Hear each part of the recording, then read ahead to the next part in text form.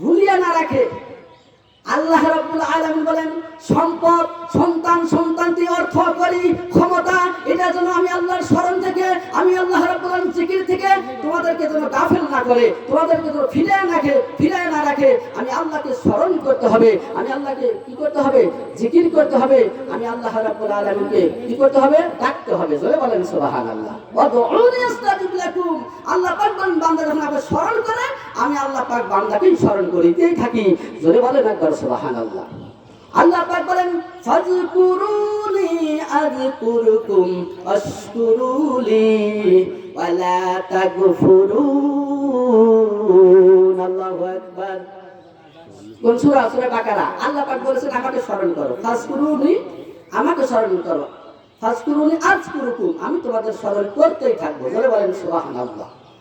আর ফাযকুরুনি আযকুরকুম ওয়াশকুরুলি, খবরদার আমার নাফরমানি করো না। ওয়ালা তাকফুরুন, আমার শুকরিয়া আদায় করো, আমি আল্লাহ পাক তোমাদেরকে নিয়ামত বাড়ায় দেবো। জোরে বলেন একবার আলহামদুলিল্লাহ। তাহলে আমরা শুকরিয়া আদায় করলে নিয়ামত বাড়ায় দিবেন কে? আল্লাহ, না? আর যদি অশুকরিয়া আদায় করি, নাফরমানি করি আল্লাহ, তাহলে আল্লাহ পাক আমাদের কি করবেন? নিয়ামত ছিনিয়ে দিবেন। জোরে বলেন নাউজুবিল্লাহ। আল্লাহ পাক বলেন, লাইন শাকারতুম লা নাযিদান্নাকুম ওয়া লাইন কাফারতুম ইন্না আযাবি লাশাদীদ। আল্লাহু আকবার। সূরা ইব্রাহিমের মধ্যে পাবেন, আল্লাহ পাক বলেছেন, আল্লাহ পাক বলেন, লাইন শাকারতুম লা আযিদান্নাকুম, আমার শুকরিয়া আদায় করো, আমার শুকরিয়া আদায় করলে আমি আল্লাহ শুকরিয়া বাড়াইয়া দেব। আর যারা আমার না শুকরিয়া আদায় করবে, আমার শুকরিয়াটার দাম দিবে না, অকৃতজ্ঞ হবে, আমি আল্লাহর জীবন থেকে নিয়ামত ছিনিয়ে নেব। সবচাইতে পৃথিবীর মধ্যে সবচাইতে বড় নিয়ামতের নাম হচ্ছে সুস্থতা। যদি বলেন সুবহানাল্লাহ। সবচাইতে বড় নিয়ামতের নাম কি? সুস্থতা। সুস্থতা যদি না থাকলে আপনি আল্লাহ বিল্লাহ করতে পারবেন না, নাকি? কোনো কিছু ভালো লাগবে কি? ভালো লাগবে না, কোনো কিছু মন বসবে না। এই জন্য সবচাইতে বড় নিয়ামতের মধ্যে হচ্ছে, সবচাইতে সুস্থতা হচ্ছে বড় নিয়ামত। জোরে বলেন সুবহানাল্লাহ। 2 নাম্বার নিয়ামতের মধ্যে হচ্ছে আপনার নেককার স্ত্রী। জোরে বলেন সুবহানাল্লাহ। এটা হচ্ছে নিয়ামতের মধ্যে পড়ে। 3 নাম্বার পর্যায়ে হচ্ছে ছেলে সন্তান, অর্থকরী সম্পদ। এটা একটা ছোট্ট একটা নিয়ামত। জোরে বলেন সুবহানাল্লাহ। এই ছোট্ট নিয়ামত নিয়ে আজকে আমরা কি করেছি? আনন্দে আত্মহারা হয়ে আছি, না? আনন্দে আমরা আল্লাহকে ভুলে আসি। আল্লাহ রাব্বুল আলামিন বলেন, যারা আমার শুকরিয়া আদায় করবে, এই শুকরিয়া নিলে বাড়ায় দেবো, নিয়ামত বাড়ায় দেবো। যারা আমার নাফরমানি করবে, আমি আল্লাহ ওদেরকে, আমি আল্লাহ নিয়ামত ছিনিয়ে নেব এবং আমি আল্লাহ কঠিন জাহান্নামের মধ্যে ছেড়ে দেব। জোরে বলেন নাউজুবিল্লাহ।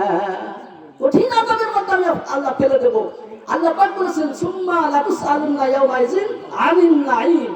প্রত্যেকটা সময়, প্রত্যেকটা সেকেন্ডে, প্রত্যেকটা মুহূর্তে শুকরিয়া আদায় করলে, আল্লাহর প্রশংসা করলে, সময়ের দাম দিলে আল্লাহ পাক খুশি হয়ে যায়। জোরে বলেন সুবহানাল্লাহ। আল্লাহ পাক বলেন, কিয়ামতের ময়দানে প্রত্যেকটি সময়, প্রত্যেকটি মুহূর্তে, প্রত্যেকটি সময় আমি আল্লাহ পাক হিসাব চাবো, হিসাব নেব। এ বান্দা, কিভাবে কাটাইছো, কিভাবে জীবন যাপন করেছো? আমার শুকরিয়া আদায় করেছো, আমার প্রশংসা করেছো, নাকি নাফরমানি করেছো?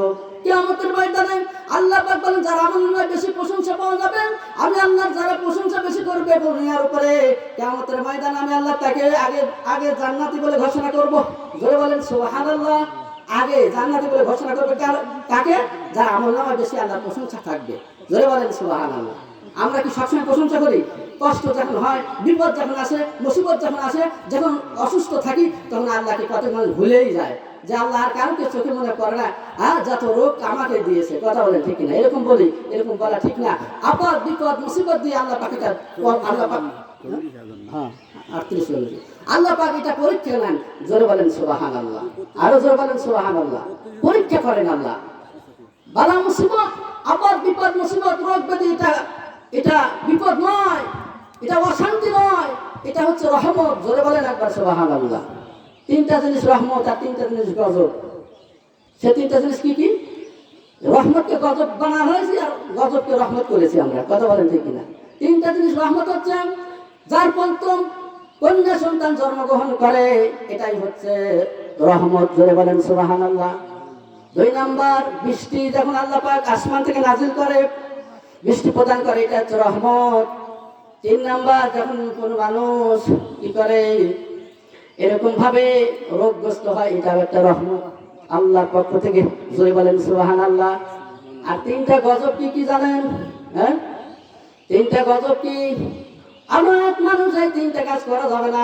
অনেক মানুষ যৌতুক খায়াও খুশি থাকে, আনন্দ করে, এক কথা বলেন ঠিক কিনা?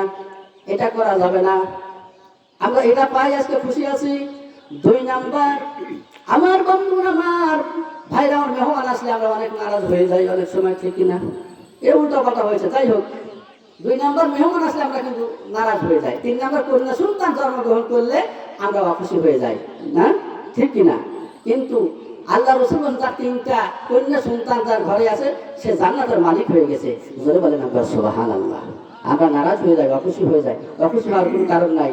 মেয়েরাই হচ্ছে রহমত, মেয়েই হচ্ছে সবচাইতে ভালো আদর, কথা বলেন ঠিক কিনা? ছেলে তুলনায়।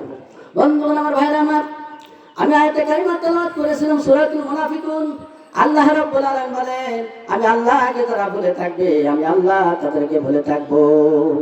আর যারা আমি আল্লাহ রাব্বুল আলামিন বলেন ভুলে থাকবে, দুনিয়াতে তারা সবচাইতে বড় ক্ষতিগ্রস্ত হবে, দুনিয়া এবং আখিরাতে। জোরে বলেন নাউযুবিল্লাহ।